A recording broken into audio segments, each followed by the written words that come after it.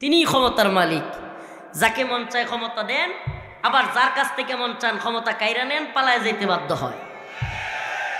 তিনিই সব কিছুর মালিক, তিনি সব পারেন। অত ইজ্জু মান তাশা অত যিল্লু মান তাশা, তিনি ইজ্জত দেন আবার তিনিই লাঞ্ছিত করেন। যে আলেমদের বক্তব্য দেওয়ার মাইক কেড়ে নিত, আলেমদেরকে তুচ্ছ তাচ্ছিল্য করতো, জেলখানায় রিমান্ডে নিয়ে পড়তো, আলেমদেরকে ওয়াজ নসিহত কোরআনের তাফসির মাহফিলে বাধা দিত, আর আল্লাহ পাক এখন তারা কোনো বক্তব্যই দিতে দেয় না। একদিন বক্তব্য দিতেছে, এক বক্তব্য দিয়া রাজাকার বইলা ক্ষমতা শেষ, সুবহানাল্লাহ। আরেক বক্তব্য দিতে গেছে ভারত থেকে, বাড়িঘর শেষ। দে বক্তব্য এবার। আগে রাস্তাঘাটে দেখতাম যে বিশেষ করে 15ই আগস্ট আসলেই রাস্তাঘাটে লেখা থাকতো কাঁদো বাঙালি কাঁদো। এখন লেখা দিতে হবে কাঁদো হাসিনা কাঁদো, যা পারো কাঁদো। আর লিখতে হবে হাসো বাঙালি হাসো, স্বজন হারার বেদনা তুমি কাঁদো আর আমরা হাসি। সুবহানাল্লাহ। কত বয়ান, হায়রে সব বয়ানে একটাই কথা, স্বজন হারার যে কি বেদনা। তো তার তো নিজের পরিবার শেষ করছে, আর সে গোটা বাংলাদেশে আইনা ঘর তৈরি করে গুম খুন নির্যাতন করে এদেশের শত শত হাজারো হাজারো মানুষকে, হাজারো পরিবারকে কাঁদিয়েছে। এখন আল্লাহ তোমাকে কাদার দিন দেখাইছে, কাঁদো। এতদিন তো খালি বাপ ধরে কান্তা, মিডিয়ার সামনে আইলে আমার সব মরে গেছে, সব শেষ, স্বজন হারার বেদনা, ভাব ধরে কান্দা, চোখেতে বানিয়ে না। এখন আল্লাহ কয় সঠিকভাবে এলাকার, এখন সঠিক কান্নার সময় আসছে। এইবার দেখলাম কান্দা কান্দা কইতেছে আমার বোন আর আমার শেষ স্মৃতি এটাও ভেঙে দিল। তো তুমি যে কত আলেম ওলামাদেরকে ফাঁসি দিলা, রিমান্ডে নিলা, নির্যাতন করলা, কত আলেমদেরকে গুম করলা, খুন করলা, নির্যাতন করলা, দেশের ছাত্র সমাজকে গুলি করে মারলা, তাদের কি পরিবার নাই? বলেন না, তাদের পরিবার নাই? তো এতগুলো মানুষকে কাঁদাইলে কাঁদতে তো হবেই। এজন্য আমি বলি আমরা জুলুমের পক্ষে না, আমরা জুলুমের পক্ষে না, ওদের মতো আমরা জালেম না। তবে হ্যাঁ, জালেমদের সাথে কোনো উদারতা নেই। জালেমদের প্রতি উদারতা দেখানো মাজলুমের সাথে গাদ্দারি। আল্লাহ পাক রহিম রহমান, কিন্তু জালিমের ব্যাপারে কাহার। আল্লাহ পাক রহিম রহমান, কিন্তু জালিমের ব্যাপারে। হাদিসের মধ্যে আসছে আরাফার দিনে, ইয়াউমুল আরাফায় যারা অবস্থান নেয়, হাজী সাহেবরা যারা হজ করতে গেছেন আরাফার ময়দানে অবস্থান নেন নাই, আরাফার ময়দানে যে হাজী অবস্থান নেয় তারা যদি আল্লাহর কাছে ক্ষমা চায়, আল্লাহ পাক তাদেরকে মাফ। আল্লাহ পাক বলেন ইয়াউমুল আরাফাতে যারা বসে, যারা আমার কাছে বলে, আমি সবাইকে কি করি, কিন্তু জালিমদেরকে আমি কি করি না, ক্ষমা করি না। তার মানে আল্লাহ জালিমদের ব্যাপারে খুবই কঠোর। প্রিয় ভাইরা আমার, বন্ধুগণ আমার, আসুন আজকে থেকে আল্লাহর কাছে তওবা করি, আল্লাহ জীবনে আর কারো উপরে জুলুম করব না। করবেন জুলুম? আল্লাহ পাক আমাদের কাউরে জালিম না বানাক, বলেন আমিন। আমরা কারো উপরে জুলুম করব না। আজকে এই রাত ক্ষমার রাত, আল্লাহ পাক ক্ষমা করেন। আসুন আমরাও ক্ষমা করে দেই একে অপরকে। রাজি আছেন ইনশাআল্লাহ? কিন্তু আল্লাহ পাক জালেমদেরকে ক্ষমা করবেন না। অতএব জালেমদেরকে বলবো, যারা জুলুম করেছো মানুষের উপরে, আজকের এই রাতে তওবা করো যে আল্লাহ জীবনে আর কোনোদিন জুলুম করব না, আর জালেমকারী দল আওয়ামী লীগের সাথে থাকবো না। এই জালিমদের পক্ষে আমি নাই। আল্লাহর কাছে তওবা করে মাফ চান, আল্লাহ মাফ করেও দিতে পারে। আল্লাহ কি করতে পারে? আল্লাহ দয়ালু, আল্লাহ ক্ষমাশীল, ক্ষমা করে দিতে পারেন। এই জন্য আল্লাহর কাছে ক্ষমা চান। আরেক কিছু দুই একটা কথা এই রাত সম্পর্কে বলি। এই রাতে আম্মা জান আয়েশা থেকে একটা হাদিস পাওয়া যায় রাদিয়াল্লাহু আনহা থেকে, যে আল্লাহ রাসূল সাল্লাল্লাহু আলাইহি সাল্লাম এই রাত্রে কবরবাসীর জন্য দোয়া করতেন, কবর জিয়ারত করতেন, কবরবাসীর জন্য দোয়া করতেন। তবে দল বাইন্দা না। প্রিয় ভাইরা আমার, বন্ধুগণ আমার, আজকের এই রাতে আমার আব্বা নাই, আপনাদেরও যাদের বাবা নাই, মা নাই, তাদের জন্য দোয়া করবেন। করবো তো ইনশাআল্লাহ? রাজি আছেন? দোয়া করবেন, বেশি বেশি ইস্তিগফার পড়েন। আস্তাগফিরুল্লাহ আস্তাগফিরুল্লাহ ওয়া আতুবু ইলাইহি আস্তাগফিরুল্লাহ ওয়া আতুবু ইলাইহি। আল্লাহ রাব্বুল আলামিন কোরআনে পাকের মধ্যে বলেন, ইল্লা মান তাবা ওয়া আমানা ওয়া আমিলা আমালান সালিহান ফাউলাইকা ইউবাদদিলুল্লাহ সাইয়্যাতিহিম হাসানাত। আল্লাহ রাব্বুল আলামিন বলেন, হে বান্দা, তুমি গুনাহ করে ফেলেছো। ও দিনাজপুরের পার্বতীপুরের মুসলমান, এই দুনিয়ার নিয়ম কি? এই দুনিয়ায় আপনি আমি একবার ভুল করলে মানুষ ক্ষমা করতে চায় না। এই দুনিয়ার অফিস আদালতের চাকরি যারা করে, একদিন ভুল করলে হুমকি দেয়, গালি দেয়। দ্বিতীয় দিন ভুল করলে চাকরি ছেড়ে দেওয়ার জন্য বলে। তৃতীয় দিন আবার ভুল করলে ঘাড় ধাক্কা দিয়ে চাকরি থেকে বের করে দেয়। ক্ষমা চাইলে ক্ষমা করে, ক্ষমা চাইলে ক্ষমা করে না, গাট্টা ধাক্কা দিয়ে বের করে দেয়। কারো কাছে কিছু চাইলে হাত পাতলে নারাজ হয়, গুসা করে। আর আমারও আপনার মালিক আল্লাহ রাব্বুল আলামিন, বান্দা একটা ভুল না, দুইটা না, 100 না, 200 না, 1000 না, 2000 না, যদি বান্দা 1 লক্ষ গুনাহ করে ফেলো, লক্ষ গুনাহের পরেও যদি একবার ডাক দিয়া বলো আল্লাহ, আর গুনাহ করব না, ইল্লা মান তাবা ওয়া আমানা ওয়া আমিলা আমালান সালিহান ফাউলাইকা ইউবাদদিলুল্লাহ।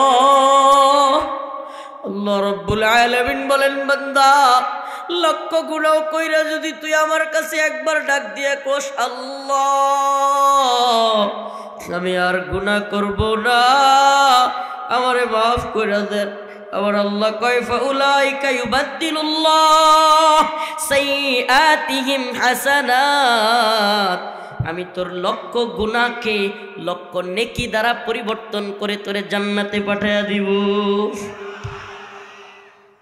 লক্ষ গুনাহ ক্ষমা করে লক্ষ নেকি দ্বারা, সুবহানাল্লাহ। দুনিয়ার অফিস আদালতে একদিন ভুল করলে বেতন কাইটা দেয়, হুমকি ধমকি দেয়, গালি দেয়। জীবনে কোনোদিন ভুল করে মাফ চাইছেন, এই জন্য যেদিন অফিস করতে পারেন না ওই বেতন আরো বাড়ায়া দিছে, এরকম পৃথিবীতে কোনো চাকরি আছে? অথচ আমার মাওলা, হাই হাই, আমাদের কি হয়ে গেল? আমরা ভুল করলে আরো ভুল করতে থাকি। একটা পাপ করছি, তওবা না করে আরো পাপ করতে থাকি। কেন? আরে কইরেই ফেলছি, এখন আর নামাজ পড়বো কেমন দেখা যায়? ভুল করে ফেলছি, এখন নামাজ পড়লে কেমন দেখা যায়? নাউজুবিল্লাহ। এটা শয়তানের আরো বড় ধোঁকা, শয়তানের আরো বড় ধোঁকা। শয়তানের সফলতা হলো আপনি যখন গুনাহ করেন, তওবা না কইরা দূর এত মোটা খারাপ কাজ করছি, এখন আরো মাফ চামো, আবার নতুন করে নামাজ পড়বো, নাউজুবিল্লাহ। অথচ আমাদের সালাফগণ বলেন, আকাবির ও আসলাফ বলেন, যদি তুমি কোনো গুনার পরে ইস্তিগফার পড়তে পারছো, তার মানে আল্লাহ পাক তোমার এই ইস্তিগফার করার, তওবা করার সুযোগ এজন্য দিছে যে তিনি চান তোমার গুনাহটা মাফ করে দিতে। মানে তিনি চান তোমার ইস্তিগফার করার সুযোগ। আল্লাহ কেন দিলেন? কারণ তিনি চান তোমার গুনাহটা মাফ করে দিতে। অতএব ইস্তিগফার করতে হবে, গুনাহ হওয়ার সাথে সাথে, কোনো সমস্যা নেই, আল্লাহ মাফ করুক, আমি গুনার উৎসাহ দিচ্ছি না, কিন্তু আমরা বান্দা, আমরা গুনাহ করতে পারি। রাসূল সাল্লাল্লাহু আলাইহি ওয়াসাল্লাম বলেছেন, এটা রাসূলের কথা, আকায়ে নামদার তাজদারে মদিনা সরদারে আলম মুহাম্মদুর রাসূলুল্লাহ বলেছেন, তার দুই ঠোঁটের মাঝখান দিয়ে জীবনে কোনোদিন মিথ্যা বের হয়নি। এটা শুধু মুসলমানরা না, কাফের মুশরিকরা পর্যন্ত মক্কা রসুলকে জাদুকর বলতো, গণক বলতো, পাগল বলতো, কিন্তু জীবনে কোনোদিন মুহাম্মদ আরবিকে কাফেররাও মিথ্যাবাদী বলে না। আমাদের সেই রাসূল সাল্লাল্লাহু আলাইহি ওয়াসাল্লাম বলেছেন যে আমরা যদি গুনাহ না করতাম, আল্লাহ পাক আমাদের পরিবর্তে এমন এক জাতি নতুন করে তৈরি করতেন আল্লাহ, যারা গুনাহ করতো আবার তওবা করতো। সুবহানাল্লাহ। মানে আল্লাহ পছন্দ করেন বান্দার তওবা, বান্দার কান্না, বান্দার চোখের পানি, যে আল্লাহ আপনি ছাড়া আমাদের কেউ নেই, আপনি আমাদেরকে মাফ করে দেন। এটা আল্লাহর বড় পছন্দ। সুবহানাল্লাহ কন্যা। আল্লাহর কোনটা পছন্দ? ক্ষমা চাওয়া, তওবা করা। আল্লাহর কোনটাও পছন্দ? অহংকার করা, তাকাব্বুর করা, শয়তানি করা যাবে না। বলা যাবে না খলাকতানি মিন নার ওয়া খলাকতাহু মিন তিন, আমি আগুনের তৈরি, অমুক মাটির তৈরি। আল্লাহর সামনে ব্যাখ্যা দেওয়া যাবে না। আমি বড় লোক, আমি কেন রোজা রাখতাম, গরিব রানা রোজা রাখবো? নাউজুবিল্লাহ। এই কথা বলার দ্বারা ঈমান থাকবে? যদি কোনো ব্যক্তি কোনো কারণে রোজা রাখতে না পারে, তার পেটের সমস্যা বা যে কোনো সমস্যা, কিংবা কোনো সমস্যা নাই, এমনি রাখতে পারে নাই, তাকে কাফের বলা যাবে না। সে হয়তো পরবর্তীতে রোজাটা রাখবে, কাফারা দিবে। কিন্তু যদি কোনো ব্যক্তি রোজা নিয়ে তাচ্ছিল্য করে যে রোজা গরিবের কাজ, ওই ব্যক্তির ঈমান থাকবে। আজকের সবে লাইলাতুন নিসফি মিন শাবান, এই রাত্রে আপনাদেরকে বলে যাই, রোজা ছাড়বেন? রোজা ছাড়বেন ইনশাআল্লাহ। এখন থেকে নিয়ত করেন, হিম্মত করেন, আল্লাহ অবশ্যই অবশ্যই 30টা রোজা আমি রাখবই রাখবো। রাজি আছেন তো ইনশাআল্লাহ? এই নিয়তটা এখন থেকে যারা করবে না, এবং এখন থেকে আজকে থেকে তওবা করে, আপনি বলেন তো আল্লাহ পাক লাইলাতুন নিসফি মিন শাবান কেন দিলেন? দিয়েছেন এজন্য যে এই লাইলাতুন নিসফি মিন শাবান থেকে আপনি যেন তওবা করে রমাদানের প্রস্তুতি নিতে পারেন। যে ব্যক্তি বলবে রমজানের দিন থেকে রোজা রাখবো, নামাজ পড়বো, এ পারবে না। প্রস্তুতিটা এখন থেকে নিতে হবে। প্রস্তুতি কি করতে হবে? আমরা কোরবানি দিই না? কোরবানির ঈদের দিন সকালে কেউ কি চাকু, তরবারি কিংবা গরু যেগুলো দিয়ে কাটে, ওই দিন সকালে কি কেউ বাজারে গিয়ে এগুলো আনে, নাকি আগের থেকেই তৈরি করে? আমরা যে রান্না করা খাবার খাই, জটপট খেতে থেকে আনি, সাথে সাথে খাই, মাছ সাথে সাথে দড়ি সাথে সাথে খাই, সবাই না, তৈরি করতে হয়, বা মশলা আনতে হয় বাজার থেকে কিনে, তারপরে তৈরি হইতে হয়।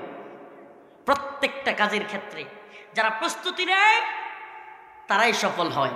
যারা প্রস্তুতি নেয়, এই যে একটা মাহফিল করছে, যদি আমি আসতাম আর সাথে সাথে মাইক টানাটানি করতো, এই প্যান্ডেল টানাটানি করতো, এসে বয়ান করতে পারতাম? প্রস্তুতি নিতে হয়, প্রস্তুতি খুব জরুরি। যারা প্রস্তুতি নেয় না তারা সফল হয় না। যারা প্রস্তুতি নেয় না তারা কি হয় না?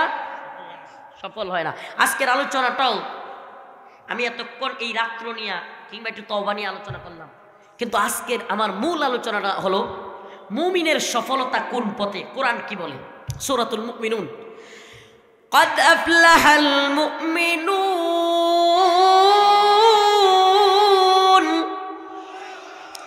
الذين هم في صلاتهم خاشعون والذين هم عن اللغو معرضون والذين هم للزكاة فاعلون।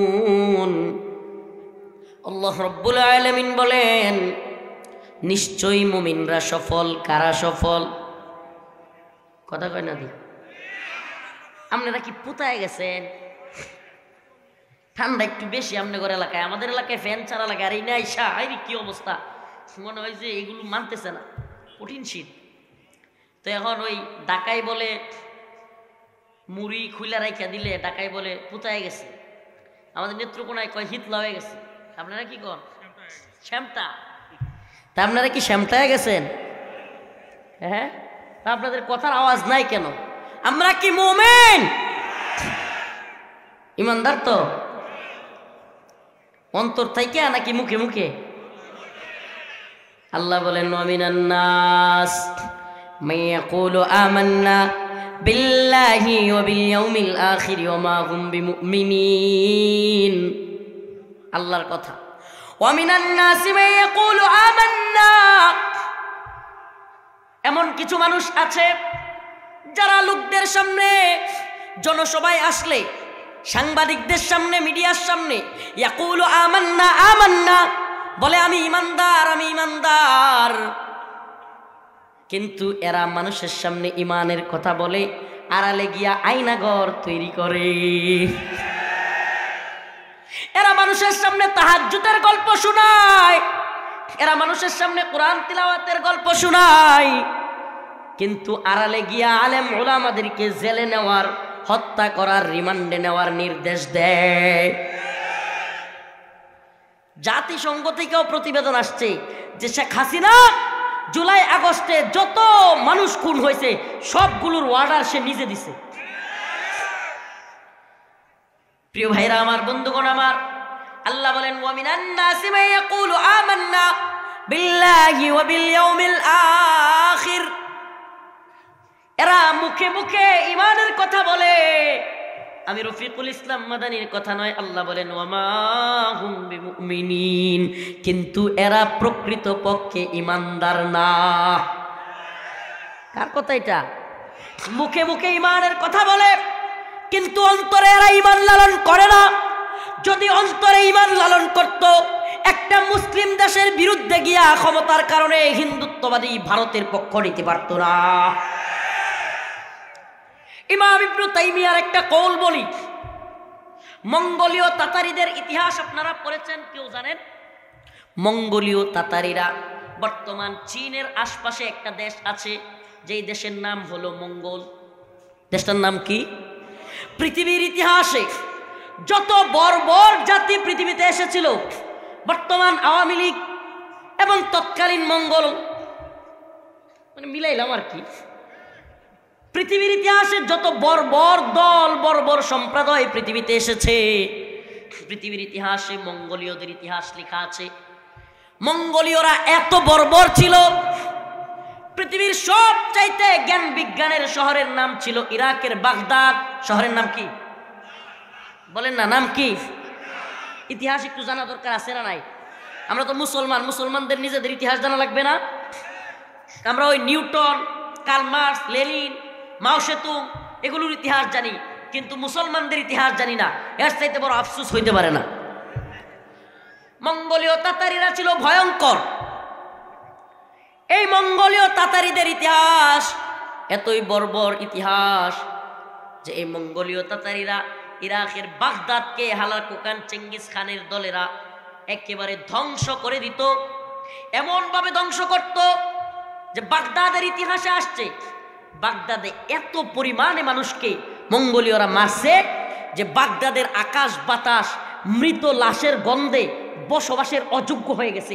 এক পর্যায়ে লাশের গন্ধে আর পচা দুর্গন্ধের কারণে মঙ্গোলীয়রা পর্যন্ত বাইজ্ঞা যাইতে বাধ্য হয়েছে, লাশের গন্ধে থাকতে পারে না, এত মানুষ মারছে। সমস্ত কিতাবগুলো আগুন দিয়ে জ্বালিয়ে দিয়েছে। ইরাকের বাগদাদ ছিল জ্ঞান বিজ্ঞানের শহর। একটা ভয়ঙ্কর যুদ্ধ শুরু হয়ে গেছে মুসলমানদের সাথে। ইতিহাস লম্বা করলে আলোচনা অনেক লম্বা হয়ে যাবে। তাতারিদেরকে থামাইছিল কে জানেন? হ্যাঁ, তাতারিদেরকে পৃথিবীর ইতিহাসে এত বর্বর জাতি, আপনাদেরকে এখন বুঝাইতে পারবো না আমি। আচ্ছা, মনে করেন দিনাজপুরের একজন সাধারণ মানুষ হাসিনা ক্ষমতায় থাকতে তার সাথে টক্কর লওয়ার মতো সাহস কি একজন সাধারণ লোকের ছিল? এইটা যেমন কঠিন, দিনাজপুরের এমপির কথা কইলাম না, দিনাজপুরের একজন সাধারণ মানুষের পক্ষে হাসিনার বিরুদ্ধে যাওয়ার শক্তি, সামর্থ্য, সাহস কোনোটা ছিল ক্ষমতায় থাকতে? তার চাইতেও ভয়ঙ্কর ছিল তৎকালীন তাতারিদের মঙ্গোলীয়দেরকে প্রতিরোধ করা। এর চাইতে অনেক বেশি কঠিন ছিল। আর কি উদাহরণ দিয়ে বোঝাবো? মঙ্গোলীয় তাতারিরা যেদিকে যাইতো খালি জয় আর জয়, আর যেদিকে যাইতো যাদের উপর তাদের আক্রমণ করতো সবাইকে মেসাকার করে ফেলতো, নারী, শিশু, বৃদ্ধা সব মেরে ফেলতো। এই মঙ্গোলীয় তাতারিদেরকে রুখে দিয়েছিল ইমাম সাইফুদ্দিন কুতুজ। একটু ইতিহাসটা বলবো একটু, আপনারা অনলাইনে সার্চ দিতে পারেন কিংবা লাইব্রেরিতে পাবেন মঙ্গোলীয়দের ইতিহাস, তাতারিদের ইতিহাস, মুসলমানদের গৌরবের ইতিহাস। ইমাম সাইফুদ্দিন কুতুজ যিনি ছিলেন মঙ্গোলীয়দেরই দাস, মানে মঙ্গোলীয়রা কিনা নিয়া ওনারা দাস বানাইছিল, ওই দাস তাইকা উনি পৃথিবী বিখ্যাত মঙ্গোলীয়দের বিরুদ্ধে মুসলিম মর্দে মুজাহিদে পরিণত হয়েছিলেন। আইনে জালুত, এটাও অন্তত আপনারা পারলে ছোট্ট আইনে জালুতের ইতিহাস। আইনে জালুত এমন একটা এলাকার নাম যার চারদিকে পাহাড়ে ঘেরা, পাহাড়ে ঘেরা, মাঝখানের জায়গাটা ছিল পাহাড় বেষ্টিত, ছোট্ট একটা রাস্তা, এদিকে যাইতে হয়, চতুর্দিকে পাহাড়। আইনে জালুত। মঙ্গোলীয়রা পুরো পৃথিবী দখল করে নিচ্ছে, মুসলমানদেরকে কচুকাটা করতেছে হালাকুকান চেঙ্গিস খানদের বংশধররা। ইমাম সাইফুদ্দিন কুতুজ মুসলমানদের একটা ছোট্ট বাহিনী তৈরি করলেন। ইমাম সাইফুদ্দিন কুতুজ পৃথিবীর ইতিহাসে প্রথম ব্যক্তি যিনি কিনা ঘোড়া চালিয়ে, আমি দেখাই একটু আপনারা বুঝবেন তাইলে, ঘোড়া চালিয়ে পৃথিবীর ইতিহাসে প্রথম ঘোড়ার জিনের মধ্যে না ধরে, আপনারা ঘোড়া চালাইতে দেখছেন তো, দেখছেন না? ঘোড়ার কিন্তু সামনের জিনে না ধরলে উল্টে পড়ে যাবেন যে কেউ। আমার মনে হয় না খুব সহজে এমন চালক পাওয়া যায় যে না ধরে চালাইতে পারে, আছে। কিন্তু মঙ্গোলীয় তাতারিদের বিরুদ্ধে পৃথিবীর ইতিহাসে প্রথম ইমাম সাইফুদ্দিন কুতুজের বাহিনী ঘোড়া না ধইরা দুই দিকে তরবারি নিয়া দুই দিকে কুপাইতে পারতো না। সুবহানাল্লাহ, এমন এক বাহিনী উনি তৈরি করছেন যারা কি করতে পারতো, দুই দিকে কুপাইতে পারতো। সুবহানাল্লাহ, ঘোড়ার উপরে থাইকা ইমাম সাইফুদ্দিন কুতুজ ছোট্ট একটা বাহিনী তৈরি করলেন, তাদেরকে আগায় দিলেন, বললেন তোরা যাবি। মঙ্গোলরা তো মনে করে পৃথিবীতে তাদেরকে কেউ আক্রমণ করতে পারবে না, কিন্তু আমরাই প্রথম মঙ্গোলদেরকে আগ বাড়ায় আক্রমণ করব। মঙ্গোলদেরকে কি করব? আগ বাড়ায় গিয়া আক্রমণ করব। এই ঘটনার সাথে ইমাম ইবনু তাইমিয়ার একটা কওল খুব জরুরি। আমি মূলত এই কথাটার জন্য এই ঘটনাটা বলতেছি, ঘটনা বলতাম না, কিন্তু এই ঘটনাটা না বুঝলে, না শুনলে ইবনে তাইমিয়া রাহিমাহুল্লাহর কথাটার গুরুত্ব আপনারা বুঝতে পারবেন না, এই জন্য বলতেছি। ইমাম ইবনু তাইমিয়া নামটা মনে রাখবেন, জামানার মুজাহিদ, মুজাদ্দিদ, পৃথিবী বিখ্যাত এক মনীষী যার নাম ইমাম ইবনু তাইমিয়া রাহিমাহুল্লাহ। প্রিয় ভাইরা আমার, মঙ্গোলীয় তাতারিরা এমন যে গোত্রে ঢুকতো, যে এলাকায় ঢুকতো, যে বাড়িতে ঢুকতো, হামলা করে সাথে সাথে নারী পুরুষ, অন্যান্য বাহিনীরা, খ্রিস্টানরা, ইহুদিরা বা অন্যান্য বাহিনীরা কিন্তু মারলেও শিশুদেরকে, নারীদেরকে ওইভাবে মারে না। কিন্তু তাতারিরা, মঙ্গোলীয়রা এগুলো মানতো না। এদের কোনো যুদ্ধের কোনো নীতি ছিল না, কিচ্ছু না। এরা যেদিকে যাইতো খালি মারতো আর মারতো, কচু কাটা করে ফেলতো। এইবার প্রথমবার ইমাম সাইফুদ্দিন কুতুজ চিন্তা করলেন যে আমরা মঙ্গোলীয় তাতারিদের জন্য যদি অপেক্ষা করি, ডিফেন্স যেটাকে বলে, ইকদামি, দিফাই। ইসলামে দুই ধরনের জিহাদ আছে। কয় ধরনের বলেন না? কয় ধরনের? একটা নাম হলো ইকদামি আর একটা হলো দিফাই। দিফাই হলো প্রতিরক্ষামূলক। যেমন ভারত আমাদের উপর আক্রমণ করলে আমরা মাঝে মাঝে সীমান্তে প্রতিরোধ করি, ঠিকই ঠিক না? কিন্তু আমরা কখনো ভারতকে আক্রমণ করি না, এটাকে বলে দিফাই। দিফাই রক্ষণাত্মক, ফিরানো। কিন্তু আরেকটা আছে জিহাদ, ইকদামি, আক্রমণাত্মক। ইমাম সাইফুদ্দিন কুতুজ প্ল্যান করলেন যে আচ্ছা, এনে তো হাজার হাজার মানুষ আছে না, এখানে যদি শত্রু বাহিনী এসে হামলা করে আমার নিজের লোক মারা যাবে না? মারা যাবে কি যাবে না? ইমাম সাইফুদ্দিন কুতুজ চিন্তা করলেন মঙ্গোলীয়রা তো নারী পুরুষ শিশু কিচ্ছু বুঝে না, এজন্য এদেরকে আমার এলাকায় না যদি যুদ্ধ করতে চায় সবাই কি কচুকাটা করে ফেলবে। উনি চিন্তা করলেন এমন একটা জায়গায় প্ল্যান করে ফাঁদ তৈরি করতে হবে যেখানে মঙ্গোলীয়রা চিন্তা করবে না, দৌড়ে ডুববে কিন্তু আর বেরোতে পারবে না। সুবহানাল্লাহ। জায়গাটার নাম হলো আইনে জালুত। জায়গাটার নাম মুখস্থ রাখেন, একটু ইসলামের ইতিহাস জানেন। নাম কি? আইনে জালুত, ঐতিহাসিক আইনে জালুত। সুবহানাল্লাহি ওয়া বিহামদিহি। যুদ্ধ কৌশল কি দেখেন, ইমাম সাইফুদ্দিন কুতুজ তার বাহিনী, বড় বাহিনীটাকে নিয়ে আইনে জালুতে আগে থেকে বসে থাকলেন। পাহাড়ের চিপায় চাপায়, পাথরের নিচে, গাছের নিচে উনি তীর নিয়া, তরবারি নিয়া, ডাল নিয়া, বড় একটা বাহিনী নিয়া অপেক্ষা করলেন। আর ছোট্ট যে বাহিনীটা, পারলে ইউটিউবে বর্তমানে সার্চ দিলে ওটার হুবহু নকল করে ভিডিও আছে।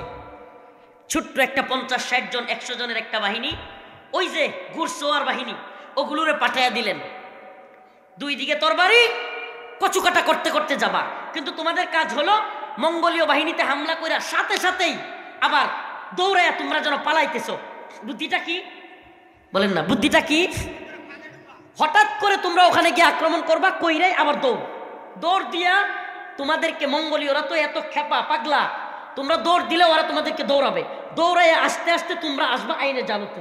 সুবহানাল্লাহ। কোথায় আসবা?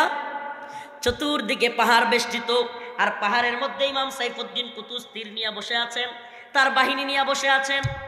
ইমাম সাইফুদ্দিন কুতুজের কথাই ছোট্ট একটা বাহিনী রওনা হয়ে গেল ওই মঙ্গোলীয় তাতারিদের বিশাল বাহিনীর উপর গিয়া আক্রমণ করে বসলো। মঙ্গোলীয়রা অবাক হয়ে গেছে, আয় হায়, এটা কি? এই 50-60 জন অল্প লোক আমাদের বিশাল বাহিনীর উপর আক্রমণ করছে। তারা মনে করছে সবগুলোরে মাইরা ফেলবে, কিন্তু তারা তো জানতো না এটা যে স্পেশাল ফোর্স, এটা যে একটা ট্রেনিং প্রাপ্ত স্পেশাল ফোর্স, ওই জামানায় ওই যুদ্ধের কথা কেউ চিন্তাও করতো না। মঙ্গোলীয় তাতারিদের ভিতরে ঢুকে ইমাম সাইফুদ্দিন কুতুজের ছোট্ট বাহিনী অনেকগুলো কাফের মঙ্গোলীয়দেরকে জাহান্নামে পাঠায় দিল, জাহান্নামে পাঠাই দিছে। কিছু মুসলমান ওখানে শহীদ হয়েছে, ইতিহাসে পাওয়া যায় কয়েকজন মুসলিম মুজাহিদও শহীদ হয়েছে। কিন্তু আল্লাহর বান্দারা ইমাম সাইফুদ্দিন কুতুজের কথা মতো ওখানে কচুকাটা কইরাই গোড়া নিয়ে ছোট দিল দৌড়। মঙ্গোলীয় তাতারিরা ধর ধর বইলা দৌড়ানি দিছে, পিছন থেকে দৌড়ায় আসতেছে। ইমাম সাইফুদ্দিন কুতুজের সেই ছোট্ট বাহিনী ওই আইনে জালুতের ভিতরে ঢুকে গেল। সুবহানাল্লাহ। ঢুকে যাওয়ার সাথে সাথে মঙ্গোলীয় বাহিনীও পিছন পিছন আইসা ওইটার ভিতরে ঢুকছে। যেমনেই ঢুকছে পিছন থেকে ইমাম সাইফুদ্দিন কুতুজের একটা বাহিনী, এখানে কিন্তু ইমাম সাইফুদ্দিন কুতুজ এখানেও দুইটা বাহিনী রাখছে, একটা পাহাড়ে অবস্থান নিবে তীর নিয়া, আর একটা ময়দানে নাইমা যাবে। ইমাম সাইফুদ্দিন কুতুজের এক বিরাট বাহিনী ওদের উপর হামলা করলো। মঙ্গোলীয়রা অবাক হয়ে গেল, হাই হাই আমরা কেমন ফাঁদে পড়লাম, সব দিক থেকে আক্রমণ হচ্ছে, আর এমন জায়গায় ঢুকছে ওখান থেকে হাজার হাজার মানুষ বের হওয়ার সুযোগ নাই, একটু ছোট্ট জায়গা, কিন্তু তীরন্দাজদের কারণে যাওয়াও যাচ্ছে না। মঙ্গোলীয়রা বুঝলো আজকে এখান থেকে পালাবার কোনো সুযোগ নাই। মঙ্গোলীয় যোদ্ধারা ছিল খুব ভয়ঙ্কর, ট্রেনিং প্রাপ্ত। মুসলমানদের সাথে এক ভয়ঙ্কর যুদ্ধ শুরু হয়ে গেল। এমন এক যুদ্ধ শুরু হলো, মঙ্গোলীয় বিরাট বাহিনীর সাথে মুসলমানরা, অনেক মুসলমান মুজাহিদ শহীদ হয়ে যাচ্ছে, অনেক মুসলমান শহীদ হয়ে যাচ্ছে। এই পরিস্থিতির মধ্যে মনে হচ্ছে মুসলমানরা যেন পরাজিত হয়ে যাবে। আটকাইছে ফাঁদে, কিন্তু তাদের সংখ্যা কম, মঙ্গোলীয় বাহিনী বিরাট বড়, মনে হচ্ছে মুসলমানরা পরাজিত হয়ে যাবে। হঠাৎ করে মুসলমান মুজাহিদরা তাকায় দেখে, আয় হায়, আমাদের ইমাম সাইফুদ্দিন কুতুজ নিজের মাথার টুপিটা, ওই সময় যুদ্ধের ময়দানে লোহার টুপি থাকতো। কিসের টুপি? যাতে করে তরবারির আঘাত না লাগে, তীরের আঘাত না লাগে।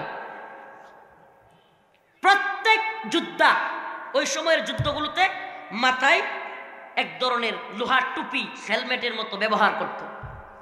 ইমাম সাইফুদ্দিন কুতুজ, সকল মুসলমানরা যখন আহত, এমন অবস্থায় মনে হচ্ছে মুসলমানরা হেরে যাবে, এমন অবস্থায় পাহাড় থেকে ইমাম সাইফুদ্দিন কুতুজ লোহার টুপিটা ফেলে দিলেন। সুবহানাল্লাহি ওয়া বিহামদিহি, ময়দানে নেমে এসে চিৎকার করে বলতে লাগলেন, হায় ইসলামা, ইয়া ইসলামা, ইয়া ইসলামা, হে মুজাহিদরা, আজকে যদি এখানে আমরা হেরে যাই, ইসলাম হেরে যাবে, ইসলাম ধ্বংস হয়ে যাবে। ইয়া ইসলামা, ইয়া ইসলামা, হায় আল্লাহ আমাদেরকে সাহায্য করেন। মুসলমানরা যখন দেখলো আমাদের নেতা, আমাদের ইমাম শহীদ হওয়ার জন্য নিজের মাথার টুপি ফেলে দিয়েছে, সকল মর্দে মুজাহিদরা আল্লাহু আকবার বলে মঙ্গোলীয় তাতারিদেরকে এমন আক্রমণ করলো, পৃথিবীর ইতিহাসে প্রথমবারের মতো মঙ্গোলীয় তাতারিরা পালায়া যাইতে বাধ্য হল।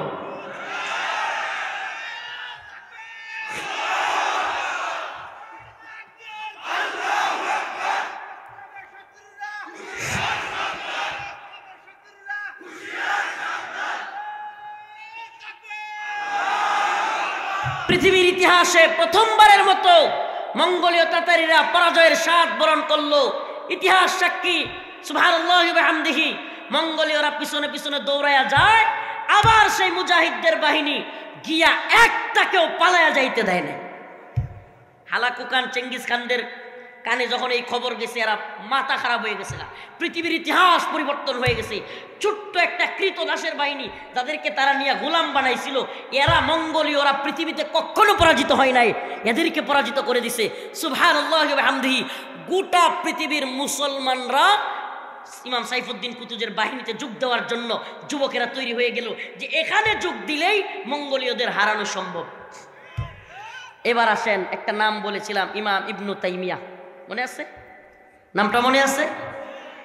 এই পর্যায়ে আয়েশা ইমাম ইবনে তাইমিয়া রাহিমাহুল্লাহ এক ঐতিহাসিক ফতোয়া দিয়েছিলেন। ঐতিহাসিক ফতোয়া জানতে হবে, কারণ আজকে আওয়ামী লীগ কিংবা বাংলাদেশের বিরুদ্ধে, মুসলমানদের বিরুদ্ধে যারা অবস্থান নেয়, ইমাম ইবনু তাইমিয়া রাহিমাহুল্লাহ সেই ফতোয়া খুবই প্রাসঙ্গিক।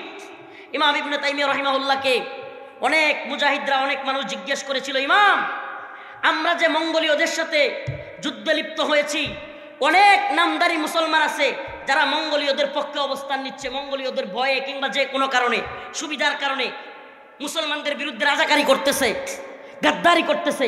এদের ব্যাপারে আপনার ফতোয়া কি? ইমাম ইবনে তাইমিয়া রাহিমাহুল্লাহ ঐতিহাসিক ফতোয়া দিয়েছিলেন।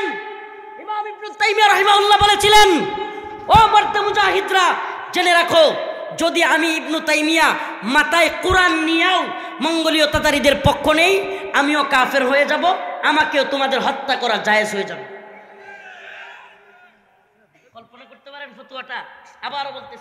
আবারও বলতেছি, ইমাম ইবনে তাইমিয়া রাহিমাহুল্লাহ ফতোয়া দিলেন, আজকের পরে মুসলমানদের তাতারিদের সাথে এই যুদ্ধে এখনো যে নামদারি মুসলমান তাতারিদের পক্ষ অবলম্বন করবে, সে যদি সাধারণ মুসলমান নাও হয়, আমি ইবনে তাইমিয়াও হই, আর আমার মাথায় যদি কোরআনও থাকে, কি থাকে?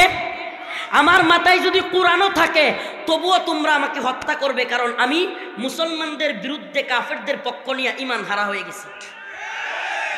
আমি জানতে চাই ইবনে তাইমিয়া রাহিমাহুল্লাহর ফতোয়া অনুযায়ী আজকে দিনাজপুর সীমান্তে আমাদের ভাইদের উপর গুলি করতেছে, ঠাকুরগাঁও সীমান্তে গুলি করতেছে, সুনামগঞ্জ সীমান্তে কাফের মুশরিকেরা হিন্দুত্ববাদী ভারত গুলি করতেছে, আমাদের দেশ দখল করবার হুমকি দিচ্ছে। এই পর্যায়েও যারা হিন্দুত্ববাদীদের পক্ষ নিবে, মুসলমানদের দেশের বিরুদ্ধে অবস্থান নিবে, এদের ইমানের অবস্থা কি? আমাকে বলতে হবে আপনাদের, এদের ইমানের অবস্থা কি? যারা এই পর্যায়ে আইসাও মুসলিমদের দেশের বিরুদ্ধে ক্ষমতার জন্য পকেটার পেটের ধান্দার জন্য ইসলামের বিরুদ্ধে অবস্থান নিবে, এদেশের আলেমদের বিরুদ্ধে অবস্থান নিবে, মুসলমানদের বিরুদ্ধে অবস্থান নিবে, এদের ইমানের অবস্থা কি হবে? আমারে বলেন। আমি ফতোয়া দিতে যাচ্ছি না, আল্লাহর রাসূল সাল্লাল্লাহু আলাইহি ওয়াসাল্লাম এবং তার সাহাবায়ে কেরাম সালাফগণ ফতোয়া দিয়েছেন, মুসলমানদের বিরুদ্ধে কাফেরদের পক্ষ নিলে আল্লাহ পাকের ফতোয়া, ওমাইয়াতাওয়াল্লাহুম মিনকুম, সূরাতুল মাইদা আয়াত নাম্বার 11, উল্টায়া দেখবেন, ইয়া আইয়ুহাল্লাযীনা আমানু লা তাত্তাখিযুল ইয়াহুদ ওয়ান নাসারা আউলিয়া বা'দুহুম আউলিয়া বা'দ। কাফের মুশরিকেরা, ইহুদি খ্রিস্টান মুশরিক পত্তলিকরা তোমাদের বন্ধু নয়। ওমাইয়াতাওয়াল্লাহুম মিনকুম ফাইন্নাহু মিনহুম, কিন্তু তোমাদের কোনো লোক যদি তাদের সাথে মিলিত হয়, তাদের পক্ষ নেই, ফাইন্নাহু মিনহুম, এরা তোমাদের কেউ না, এরা তাদের লোক, এরা ইন্নাল্লাহা লা ইয়াহদিল কওমাজ জালিমিন, এরাই হলো জালেম সম্প্রদায়, আল্লাহ এদেরকে হেদায়েত দেন। ফতোয়া কার? কন্যা ফতোয়া কার? এখানে মাদানির কিংবা অমুকের তমুকের কোনো ফতোয়া নাই, ফতোয়া কার? আল্লাহ। আল্লাহ মুফতি, এই ফতোয়া আল্লাহ, এই মুফতিকে, সুবহানাল্লাহ, এই ফতোয়া কার? অতএব যদি নিজেকে মুসলমান পরিচয় দেন, মুমিন পরিচয় দেন, অবশ্যই ঈমানের পক্ষে, মুসলমানদের পক্ষে থাকা লাগবে। এত আলেমকে নির্যাতন, নিপীড়ন, জেল, রিমান্ড, ফাঁসির পরে দেশের বিরুদ্ধে অবস্থান নেওয়ার পরে কে আপনার নেত্রী? এই লেডি ফিরাউন আল্লাহর রাসূল সাল্লাল্লাহু আলাইহি সাল্লামকে কটূক্তিকারী, ব্যঙ্গকারী নূপুর শর্মার পক্ষ নিয়েছিল।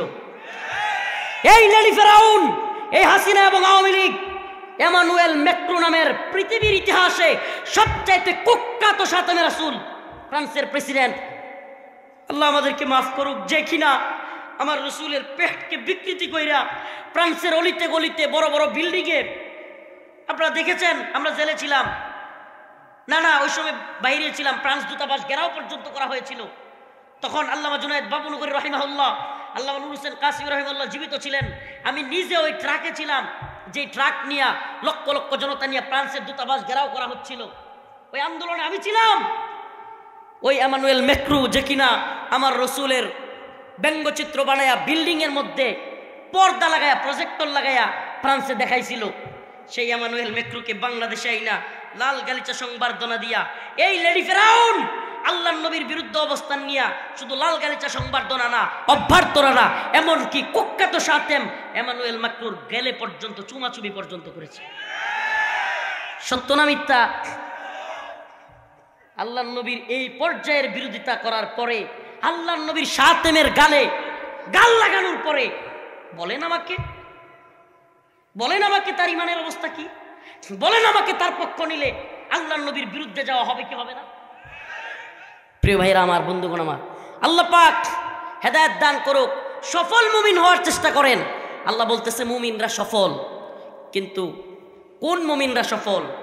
কোন মুমিনরা সফল? যারা ইসলামের বিরুদ্ধে অবস্থান নেয়, যারা ইমানের বিরুদ্ধে অবস্থান নেয়, যারা আলেমদের বিরুদ্ধে অবস্থান নেয়। আল্লাহ বলেন আল্লাযীনা হুম ফি সালাতিহিম খাশিউন, সেই সমস্ত মুমিনরা সফল যারা খুশু খুজুর সাথে নামাজ পড়ে। আজকের এই রাতে বরকতময় ইয়াউমুল জুমআ এবং শাবানের মধ্য রজনী, শবে বরাত, আজকে আসুন না তওবা করি, আল্লাহ আজকে থেকে আর নামাজ ছাড়বো না। বলেন না, আল্লাহ আজকে থেকে আর নামাজ ছাড়বো না। আল্লাহ আপনি আমাদেরকে মাফ করে দেন। আল্লাহ পাক বলেন ক্বাদ আফলাহাল মুমিনুন, ওই মুমিন সফল। মুমিন সফল কিন্তু কারা? আল্লাযীনা হুম ফি সালাতিহিম খাশিউন, যারা খুশু খুজুর সাথে, বিনয়ের সাথে। রাইসুল মুফাসসিরিন আব্দুল্লাহ ইবনে আব্বাস রাদিয়াল্লাহু আনহু বলেন, খুশু খুজুর সাথে নামাজ হইল আল্লাহকে রাজি খুশি করবার জন্য, একমাত্র আল্লাহকেই রাজি খুশি করবার জন্য, বিনয়ের সাথে একাগ্র চিত্তে আল্লাহকে ভয় করে যে নামাজ আদায় করা হয় সেটা হলো খুশু খুজু। আমরা কি এমন নামাজ করতে পারি?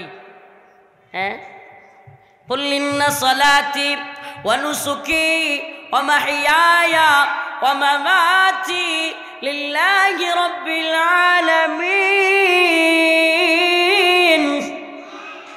নিশ্চয় আমার নামাজ, আমার কুরবানি, আমার হায়াত, আমার মৃত্যু সব কার জন্য? সবকিছু আল্লাহর জন্য।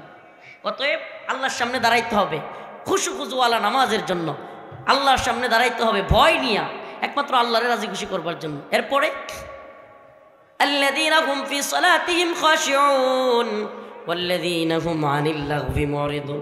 সফল মুমিনের আরেকটা সিফাত কি? আল্লাহ বলেন ফাহেশা কাজ সফল মুমিনরা জড়ায় না। বিদআত, শিরিক, কুফর, এই সমস্ত কাজে সফল মুমিনরা কি করে না? জড়ায় না। এই শবে বরাতের রাতে পার্টি দেওয়ার নামে, আনন্দের নামে নেশা করে না সফল মুমিনরা। ওয়াল্লাযীনা হুম লিয-যাকাতি ফাইলুন, সফল মুমিন তো তারা যারা যাকাত আদায় করে। ওয়াল্লাযীনা হুম লিফুরুজিহিম হাফিজুন, সফল মুমিন তো তারা যারা লজ্জাস্থানকে হেফাজত করে। কারা? যারা লজ্জাস্থানকে কি করে? নাকি বেহায়া দিবস, বিশ্ব বেহায়া দিবসে পার্কের চিপাই চাপাই গিয়া অবস্থান নেই, এরা সফল মুমিন। কবির ভাষায়, রমনা পার্কের গাছের গোড়ায় বসে ওরা জোড়ায় জোড়ায়, রমনা পার্কের গাছের গোড়ায় বসে ওরা জোড়ায় জোড়ায়, যাই নাচে না মানুষ না পশু, ওদের আচরণ চলাফেরায়। ঠিক কিনা? আছে না নাই? রমনা পার্কের গাছের গোড়ায়, পার্বতীপুরের গাছের গোড়ায়, যাই নাচে না মানুষ না পশু, ওদের আচরণ চলাফেরায়, রমনা পার্কের গাছের গোড়ায় বসে ওরা জোড়ায় জোড়ায়। পশুদের মতো ওরা কিছু মানে না, দেখে মনে হয় যেন কিছুই জানে না। এমন অবস্থা যে পশুদের মতো আচরণ করে। ইবলিস দেখে বলে, ইবলিস হেসে বলে আমার প্রয়োজন রইল কোথায়। ইবলিস এদেরকে দেখে কি কয়? ইবলিস হেসে বলে আমার প্রয়োজন রইল কোথায়, রমনা পার্কের গাছের গোড়ায় বসে ওরা জোড়ায় জোড়ায়। নাউজুবিল্লাহ। আমরা কি এই ধরনের ফাহেশা কাজে জড়াবো? লজ্জাস্থানকে হেফাজত করব তো? আল্লাহ রসুলের একটা শেষ কওল বলি, আলোচনা শেষ।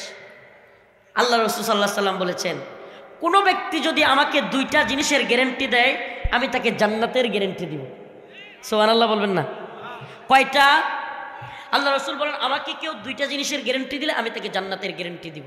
নাম্বার 1, যদি কোনো ব্যক্তি জবানের গ্যারান্টি দেয় যে আমি এই জবান দ্বারা, জিহ্বা দ্বারা আমি কাউকে গালি দিব না, হুমকি দিব না, আমি গীবত করব না, শিকায়াত করব না, এই জবান দ্বারা অন্যকে কষ্ট দিব না, এবং আমি লজ্জাস্থানকে হেফাজত করব।